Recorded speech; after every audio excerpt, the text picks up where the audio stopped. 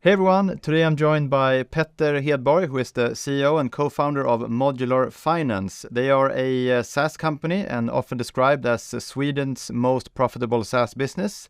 They have an ARR of 10 million euros, an operating profit of 60%, and they provide SaaS solutions with a focus on the financial market in the Nordic region. So we will talk a little bit about how to reach a high level of profitability, how to expand to other markets, and also the situation with Euroclear. So thanks for joining us. Thanks. Good to have you here. Good to be here. So your business you have several products for listed companies and for the banking industry. Yep. Can you give us just a quick overview of the solutions you provide? In the investor relations side, we have one broad IR system with focus on ownership data, but also an investor CRM and investor targeting functionality. We have one press release distribution tool called MFN, where you send out your regulatory press releases, financial reports, and important news.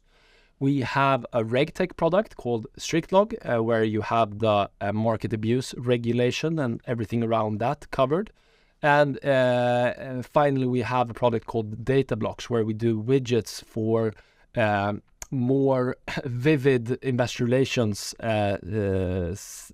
sections on listed companies' websites. So it's not just placeholder info, but rather info that actually makes a difference for investors. Right. And where did this idea come from as a founder? How did you start the business? It came from me and Måns that founded the company, us being investors ourselves. So we love financial institution informations. We want to be close to the stock market, but not working directly with it.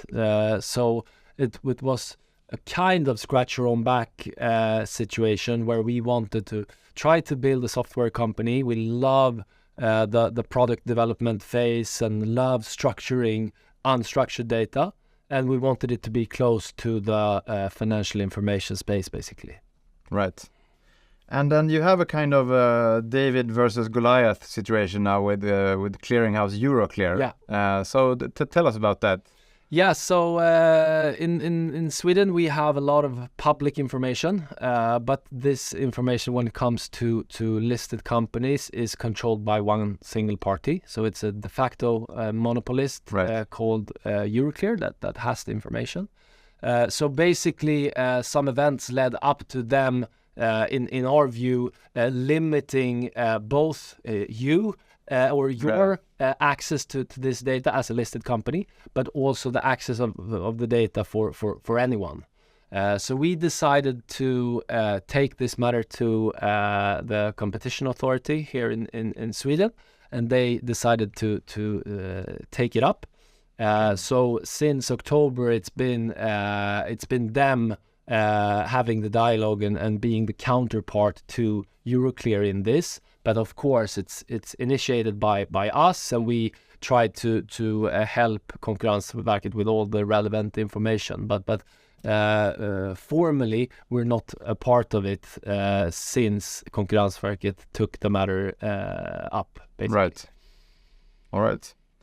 And the company just passed 10 million euros in ARR, and the team is only 40 people. I mean, how are you able to run a business with that level of effectiveness? Yeah, so we actually passed 10 million euros in ARR here during the end of 22. And the answer is, of course, hard to give in just a couple of sentences, but we have a big belief that broad roles in the company where one individual get to do a lot of different things in our specialized and focused field, right, will create roles that people can grow in over a long period of time. I also believe that the fact that we have not raised capital has helped us to get the mentality and the culture that we have to do everything ourselves, right? Because we're not bringing in capital from anywhere else, so it's in our own hands.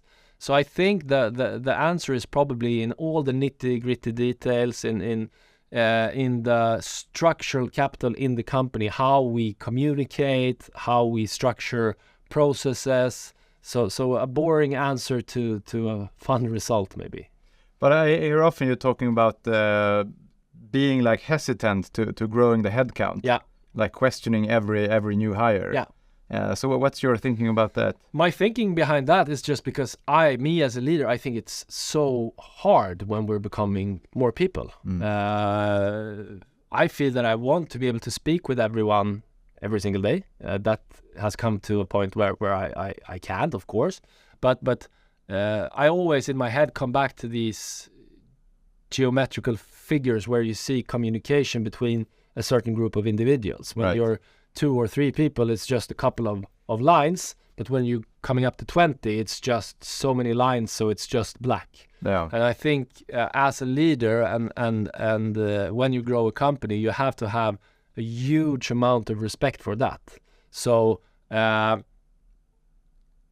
I'd say for us, it's been to have patience and to only grow the headcount when we feel that we have the structure for it. Right. We've built the structure and the organizational structure and the culture first, and then we can fill it up with people, basically. Right. Even in the periods where we feel we have a lot to do or it's a lot of potential growth out there, we've been we've been okay at pacing ourselves, basically. Right. Okay. And I saw you recently tweeted that you have a goal for the next few years to reach 25 million euros in ARR. Yeah, I would say 2 years would be fantastic, but if we do it in 3, 4, or even 5 years, I'm happy with that as well, and that's organic growth. Yeah. Okay. Right. So what do you think? What's the biggest obstacle for reaching that target? We have decided to try to reach that goal by getting our offering out on new markets. So the vast majority of our ARR is still coming from Sweden. We're approaching 15% from the Nordics, but that's been a slow rollout of the last 3 years or so. So we're gonna push the gas pedal quite a lot in the Nordics, and parallel to that also try to start up UK. We're also gonna launch a couple of add-ons to existing products, but we have felt that a product portfolio of 6 products in 2 business areas is already pretty hard for a market to grasp all the things that we are doing. Yeah, exactly. So we're seeing it makes sense for us to focus our product development on making these products even better, and parallel to that, get this fantastic offering out in new markets. Right. So do you have any, throughout the years since you founded the business, any like significant change or anything you've done that had a significant impact on your growth rates? Was it like 1 or 2 things that you can put a spotlight on? It's hard to point out those specific things, but if I have to summarize it, I would say that it's the old truth that listening to your customers is the way to go. So we've never had product roadmaps over 3 years or 5 years, but rather being laser focused on what we're developing for the moment. Because everything, of course, starts with the product. The product is, for me, the product being best in class is for me a hygiene factor. It needs to be like that for even you having the possibility to be the market leader in your segment or whatever. But from that, I think that the best advice is to not only say that you listen to the customer, but to actually listen and try to find patterns in what the customers are saying, so you can be proactive in what features or what new products to launch. And on top of that, I would say, if you see the product being best in class as the hygiene factor, what you can really differentiate with as a B2B SaaS company is user friendliness, and that's everything from design and UX to being out there and helping the customer on board in the right way, and especially customer support. I would say that there's a lot of great SaaS solutions out there, but the customer support is not on par with the product. Right. And being the best counterpart to your customer in the sense of customer support, I think is the easiest way to get really, really happy customers. Right. And with this relatively small team and the revenue you have and the 6 products and so on, I mean, what's key in being able to accomplish everything you need to do every day with such a small team? Recruiting the right people, and for us, it's not been big names on the CV or the most prestigious universities and stuff like that, but rather to really try to like match what we see as our culture. Right. So we need to find people that has a huge work ethic, that are humble, but believe that maybe they don't know exactly how to do something today, but they're open to learning, and also the power of taking things past the goal line. Yeah. So try to recruit people that does not only want to be a part in the puzzle. Of course, they should be that as well, but where they feel that, okay, this area or this task or whatever, I will take it all the way. Right. Because that will make the whole difference, I think. So, yeah, same answer that a lot of people gives, but it all comes down to the team, and it comes down to sharing the mentality and sharing the same goals, basically. Right.